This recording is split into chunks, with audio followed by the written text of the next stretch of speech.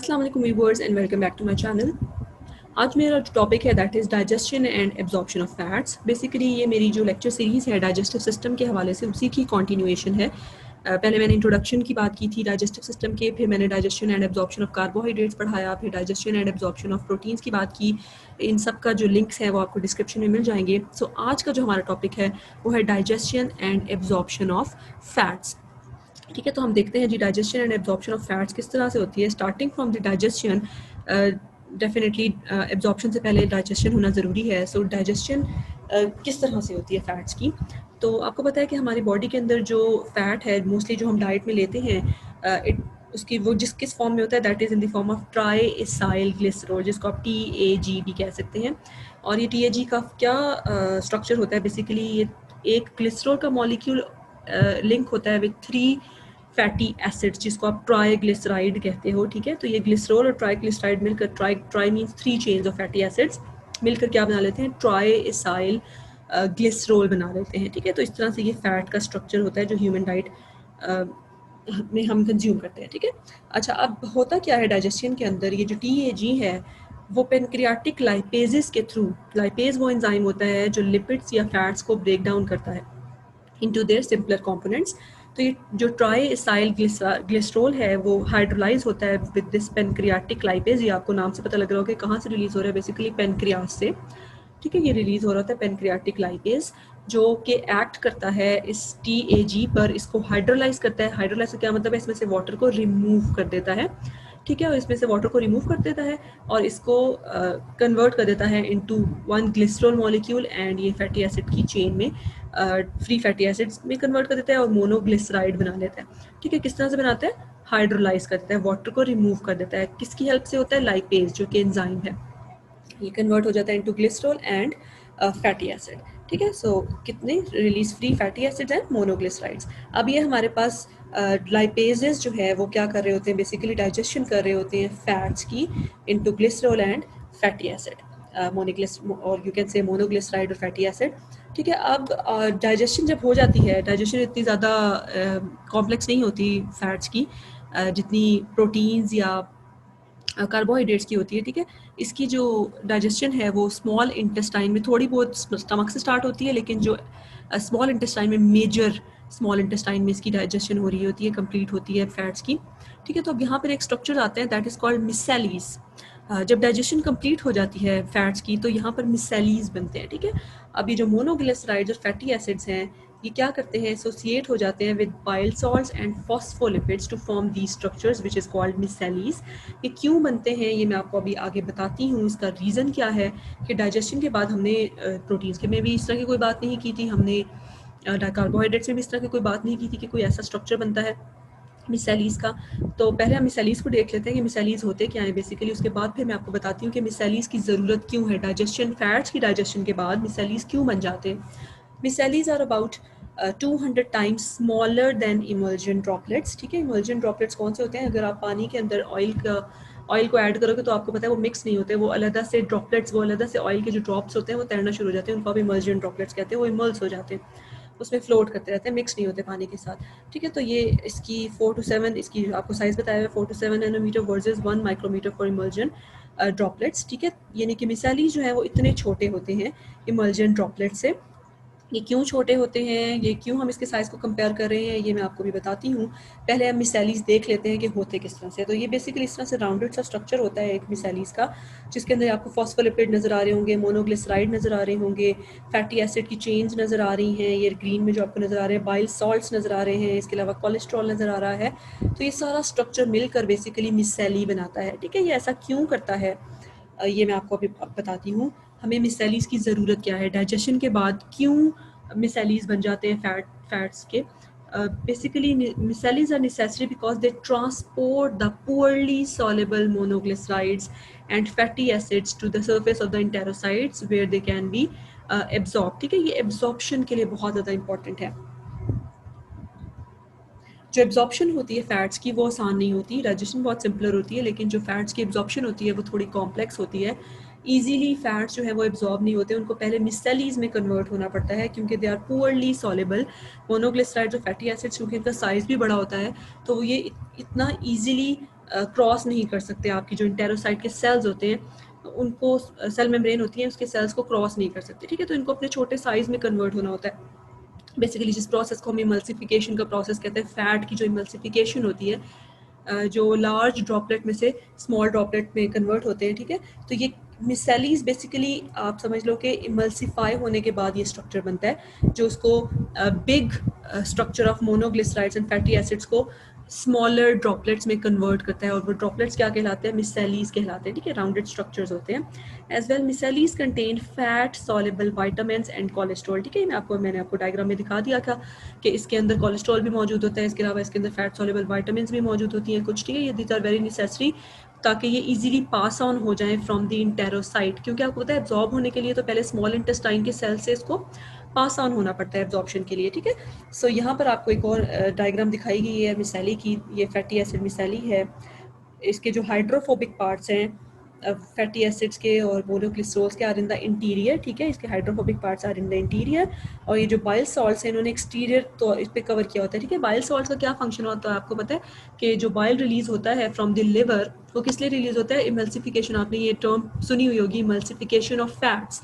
तो basically emulsification of fats किसके जरिए हो रही होती है, बाइल सॉल्ट्स के जरिए हो रही होती है। और इमल्सिफिकेशन का प्रोसेस क्या है, मैंने अभी आपको बताया थोड़ी देर पहले भी, आप इस डायग्राम से इजीली समझ सकते हैं कि बाइल क्या करता है बेसिकली, कैसे इमल्सिफाई करता है फैट्स को। ये देखो लार्ज ऑयल ड्रॉप है, ठीक है। ये समझ लो कि एक लार्ज मॉलिक्यूल है फैट का या लिपिड का, बाइल उसके ऊपर एक्ट करता है और इसको स्मॉलर ऑयल ड्रॉपलेट्स में कन्वर्ट कर देता है, ठीक है। इस तरह से स्मॉल ऑयल ड्रॉपलेट्स में कन्वर्ट कर देता है ताकि ये ईजिली पास ऑन हो सके फ्रॉम इंटेरोसाइट्स, जो कि सेल में, क्योंकि ये बड़े साइज़ का मॉलिक्यूल तो आपको पता है ईजिली, ये देखो ना, ये एक इमल्जेंट ड्रॉपलेट का ये एक साइज़ है और ये इंटेरोसाइट का साइज़ है, ठीक है। तो इंटेरोसाइट, इतना बड़ा इमल्जेंट ड्रॉपलेट नहीं पास ऑन हो सकता इस सेल मेम्ब्रेन से, इस इंटेरोसाइट की सेल मेम्ब्रेन से।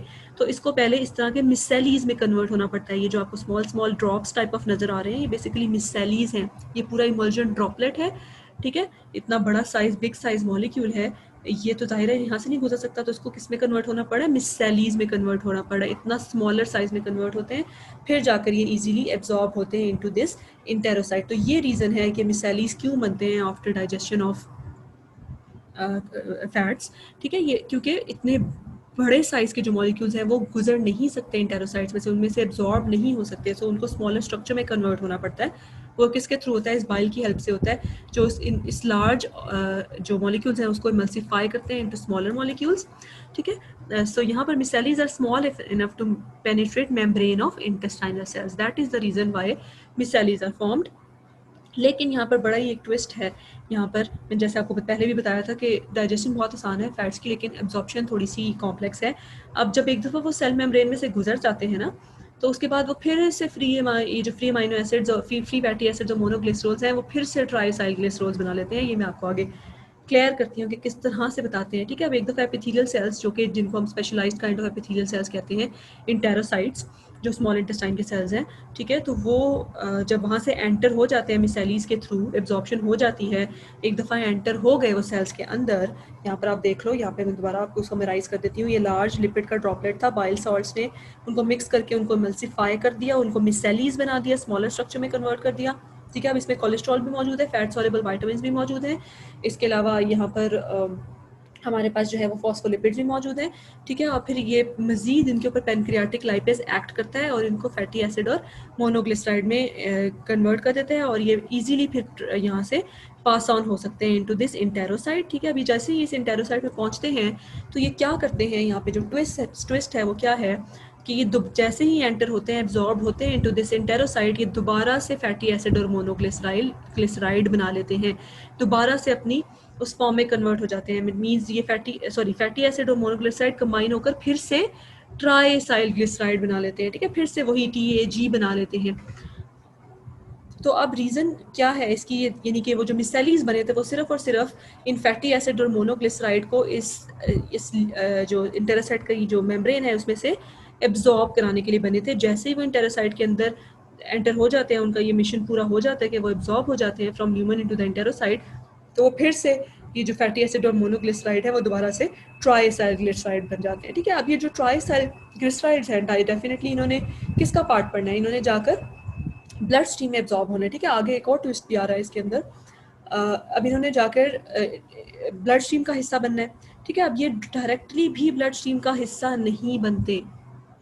किस तरह से बनते हैं? With the help of this lymphatic vessel, क्योंकि थोड़ी देर पहले मैंने आपको बताया कि यहाँ से ये क्यों एब्जॉर्ब नहीं हो पा रहे थे अपने बिग साइज़ की वजह से, ठीक है। तो यहाँ पे भी तो इनका बिग साइज़ मौजूद है, तो ये बिग साइज़ होने की वजह से ये अगेन यहाँ से पास ऑन नहीं हो सकेंगे, ठीक है। तो यहाँ पर ये हमारा जो एंडोप्लाज्मिक रेटिकुलम है और गोल्जी एपेरेटस है वो बहुत ज़्यादा इंपॉर्टेंट है। ये क्या करता है? इस ट्राइसाइक्लिसराइड्स को क्या करता है? काइलोमाइक्रॉन्स में कन्वर्ट कर देता है, ठीक है। अभी काइलोमाइक्रॉन्स क्या करते हैं? बेसिकली एक प्रोटीन कोटिंग प्रोवाइड कर दी जाती है इसके ऊपर, ट्राइसाइक्लिसराइड्स के ऊपर, ताकि ये इजीली यहाँ से पास ऑन हो सके और फिर जाके इस लिम्फेटिक वेजल का पार्ट बन सके, ठीक है। अब यहाँ पे मैं लिम्फेटिक वेजल की बात क्यों कर रही हूँ? यहाँ पर तो इसको ब्लड स्ट्रीम का पार्ट बनना चाहिए, तो ब्लड स्ट्रीम का पार्ट अगेन इसके साइज़ की वजह से ये ब्लड स्ट्रीम का पार्ट नहीं बन सकता, क्योंकि हमारी जो ब्लड वेजल्स होती हैं उनका डायमीटर बहुत कम होता है। अगर ये फैट्स जाकर ये ट्राइसाइक्लिसराइड या काइलोमाइक्रॉन्स अगर ब्लड वेजल्स में डायरेक्टली एब्जॉर्ब होंगे तो ये वहाँ पर जाकर ब्लॉकेज कॉज कर देगी, क्योंकि इनका साइज़ बड़ा होता है। अपने बड़े साइज़ की वजह से फिर इनको लिम्फेटिक वेजल्स में पहले एब्जॉर्ब होना पड़ता है, जिनको आप लैक्टियल्स कहते हो। ये मैं आपको आगे डायग्राम में दिखाती हूँ, ठीक है। लिम्फेटिक वेजल्स चूँकि थोड़ा उनका डायमीटर थोड़ा ज़्यादा होता है, तो ये फिर पहले लिम्फेटिक वेजल्स में एब्जॉर्ब होते हैं इन द फॉर्म ऑफ काइलोमाइक्रॉन्स, ठीक है। अब ये प्रोटीन कोटिंग भी यहाँ पर क्यों की जा रही होती है? क्योंकि आपको पता है कि lymphatic vessel is a fluid environment. अब फ्लूइड एनवायरनमेंट में कोई भी हाइड्रोफोबिक चीज़ तो मूव नहीं कर सकती, तो इसको इस हाइड्रोफोबिक एनवायरनमेंट से बचाने के लिए इसको काइलोमाइक्रॉन बना दिया जाता है। ये जो ग्लिसरॉल है या ग्लिसराइड है, इसको प्रोटीन कोटिंग दी जाती है, तो ये क्या कहलाता है? काइलोमाइक्रॉन कहलाता है फिर, ठीक है। काइलोमाइक्रॉन कौन सा स्ट्रक्चर है? जो ट्राइसाइक्लिसराइड है उसके ऊपर एक प्रोटीन कोटिंग जब आ जाती है तो क्या कहलाता है जी? काइलोमाइक्रॉन, ठीक है। और ये क्यों काइलोमाइक्रॉन की कोटिंग ज़रूरी है? ताकि वो हाइड्रोफोबिक मीडियम में मूव कर सके, और वो हाइड्रोफोबिक मीडियम किसका है? इन लिम्फेटिक वेजल्स का है, क्योंकि जो फैट्स हैं वो डायरेक्टली ब्लड स्ट्रीम का हिस्सा नहीं बन सकते because of its larger size, इसीलिए पहले उनको लिम्फेटिक वेजल का हिस्सा बनना पड़ता है। और ये लिम्फेटिक वेजल स्पेशलाइज्ड, इनको आप लैक्टियल्स कहते हो। ये देखो आपको लैक्टियल्स नज़र आ रही हैं, ये हमारी ब्लड कैपिलरीज हैं, ठीक है। इनका डायमीटर आप देखो और लिम्फेटिक वेजल का डायमीटर देखो, इनका डायमीटर बहुत कम है, और इसका और काइलोमाइक्रॉन का साइज़ भी आप कंपेयर कर सकते हो बाकी मॉलिक्यूल्स के साइज़ से। अगर ये इनमें एंटर हो जाएं जाकर, तो ये तो डेफिनेटली यहाँ पर ब्लॉकेज कॉज कर देंगी। सो ये काइलोमाइक्रॉन्स क्या करते हैं? लिम्फेटिक वेजल्स में पहले एंटर होते हैं, ठीक है। लिम्फेटिक वेजल्स को हम क्या कह रहे हैं? लैक्टियल्स का नाम दे रहे हैं, जो स्मॉल इंटेस्टाइन को के सेल्स को बेसिकली नरिश कर रही होती हैं, ठीक है। उनको आप क्या कहते हो? लैक्टियल्स कहते हो। और ये लैक्टियल्स जो है वो काइलोमाइक्रॉन को अपना पार्ट बना लेती हैं, और यहाँ से ये काइलोमाइक्रॉन ट्रैवल होता हुआ चला जाता है लिवर के अंदर, ठीक है। यहाँ पे फिर ये काइलोमाइक्रॉन्स प्रोसेस होते हैं। अब ये लिवर पे डिपेंड करता है कि वो किस तरह से प्रोसेस करता है इन काइलोमाइक्रॉन्स को, इन फैट्स को एब्जॉर्ब करता है या फिर उसको स्टोर करता है, या इसको एनर्जी के लिए यूटिलाइज करता है। ये डिपेंड करता है लिवर के ऊपर, ठीक है। ये लेकिन यहाँ पर जो नोटिस करने वाली बात है वो क्या है? अनलाइक प्रोटीन्स एंड कार्बोहाइड्रेट्स, जो फैट्स हैं वो ब्लड कैपिलरीज में या ब्लड वेजल्स में डायरेक्टली एब्जॉर्ब नहीं होते, वो पहले लैक्टियल में लिम्फेटिक वेजल्स में एब्जॉर्ब होते हैं, लिवर में जाते हैं और फिर जाकर वो ब्लड स्ट्रीम का हिस्सा बनते हैं in the form of energy या फिर एडिपोज टिश्यू की फॉर्म में, ठीक है। तो यहाँ पर फैट्स की जो एब्जॉर्प्शन है वो बहुत ही ज़्यादा कॉम्प्लेक्स होती है। ये पूरा समराइज़ किया गया है उसकी एब्जॉर्प्शन और उसकी डाइजेशन को, ठीक है। तो यहाँ पर पहले तो डाइजेशन होती है with the help of pancreatic lipase, fatty acids convert हो जाते हैं इनटू जो ट्राइसाइक्लिसराइड है वो कन्वर्ट हो जाता है into fatty acids and monoglycerides. अब चूँकि इनका साइज़ बहुत बड़ा होता है, इनको ये देखो इनका कितना बड़ा साइज़ होता है, तो इनको कन्वर्ट होना रहता है इनटू मिसेलीज, और इनको इमल्सीफाई किया जाता है with the help of bile salts, जो कि कहाँ से आ रहा होता है? लिवर से आ रहा होता है। ये इमल्सीफाई होकर इतना शॉर्ट साइज़ बना लेते हैं, और ये ईजिली फिर ये जो इंटेरोसाइट्स हैं, एपिथेलियल सेल्स हैं, specialized kind of epithelial cells of small intestine, उसमें से पास ऑन हो सकते हैं, इजीली एब्जॉर्ब हो सकते हैं। लेकिन फिर क्या होता है? जब एक दफ़ा ये पास ऑन हो जाते हैं तो ये मिसेलीज दोबारा से ब्रेक डाउन होकर अपने जो फैटी एसिड और मोनोग्लिसराइड्स हैं वो दोबारा से कंबाइन होकर ट्राइसाइल ग्लिसराइड यानी कि दोबारा से अपनी असल हालत में आ जाते हैं, ट्राइसाइल ग्लिसराइड बनाते हैं। और फिर इन्होंने चूँकि ये डायरेक्टली एब्जॉर्ब नहीं हो सकते इनटू ब्लड वेजल, तो ये फिर पहले लैक्टियल में जाते हैं, ये जो कि लिम्फेटिक वेजल है, डायमीटर की वजह से, अपने बड़े साइज़ की वजह से। लेकिन आपको पता है कि लैक्टियल है या लिम्फेटिक वेजल है, वो उसमें एक्वेटिक मीडियम होता है या फ्लूइड मीडियम होता है, तो उसको वहाँ पर मूव करने के लिए हमें एक प्रोटीन कोटिंग की ज़रूरत होती है।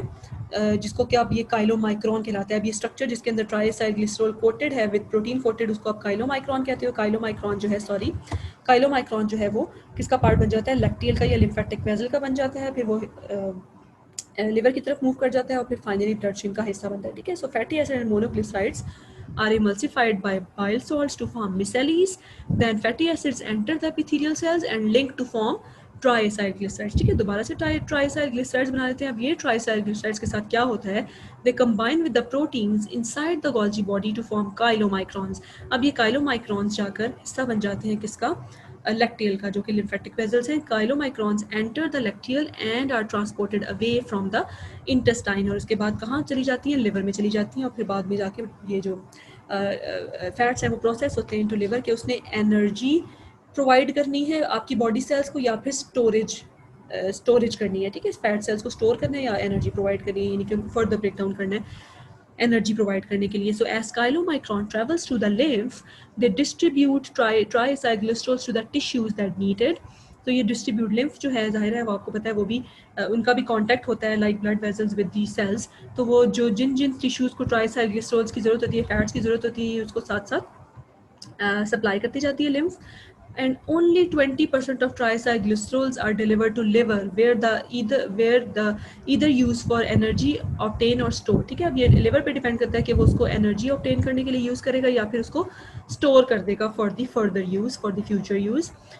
लेकिन यहाँ पर थोड़ा सा एक इम्पॉर्टेंट चीज़ है समझने वाली, एक इम्पॉर्टेंट पॉइंट है, पॉइंट टू पॉन्डर है कि तमाम बॉडी के सेल्स यूज़ कर सकते हैं फैटी एसिड्स को, लेकिन ब्रेन, आरबीसीज और आइज़ जो हैं वो उनको यूटिलाइज नहीं कर सकते। क्यों नहीं यूटिलाइज कर सकते, क्योंकि आरबीसीज के आपको पास पता है कि कोई माइटोकॉन्ड्रिया नहीं होता, उसका काम सिर्फ ऑक्सीजन ट्रांसपोर्ट करना है। तो जब माइटोकॉन्ड्रिया नहीं होता तो जाहिर है फैटी एसिड किस तरह से मेटाबोलाइज होंगे, इसीलिए यहाँ आरबीसीज जो है वो फैटी एसिड्स को यूटिलाइज नहीं कर सकते।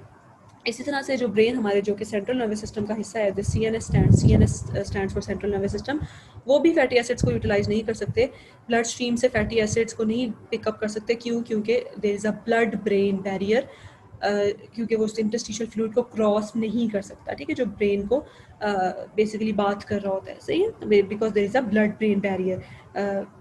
लिम्फेटिक वेसल्स में से नहीं मूव ऑन हो सकते fatty acid into this central nervous system, क्योंकि जो ब्रेन है वो प्रोटेक्टेड होता है by blood brain barrier. So this was the end of my lecture. If you like my video, then kindly subscribe my channel and press the bell icon so you can never miss an update. Thank you so much.